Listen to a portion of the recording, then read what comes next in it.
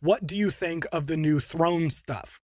Before I answer, I have two caveats. One, I am a huge Throne fan. I have always been a thing of pretty much everything that they have ever done. So there will always be some level of internal bias on my part, no matter how much I try to be objective about these things. And the second thing is that I don't currently have any of the new stuff in hand. I haven't even seen it in person. So take everything I'm about to say with a grain of salt. But I personally have really loved everything that they have done. Most important to me, it still feels like Throne. Everything that they have done still feels like Throne Lacrosse to me, maybe just elevated a level or two. Also, as a bit of an old school lax guy, I love that there are metal shafts. I always play with SciTies and Scandium metal shafts, which are becoming increasingly harder and harder to find as carbon takes over the industry.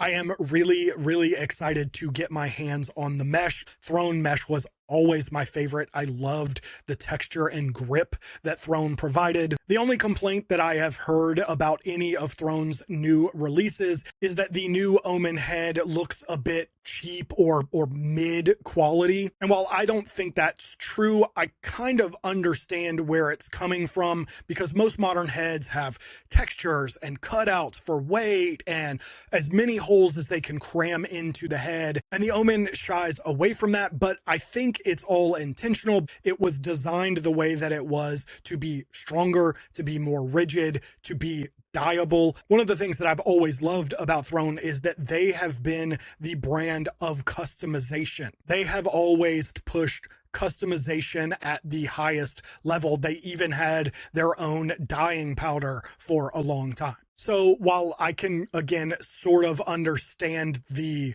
thought that those are cheaper looking heads, I think it was done intentionally in a way to make a head that met a bunch of different needs while providing superior performance as well.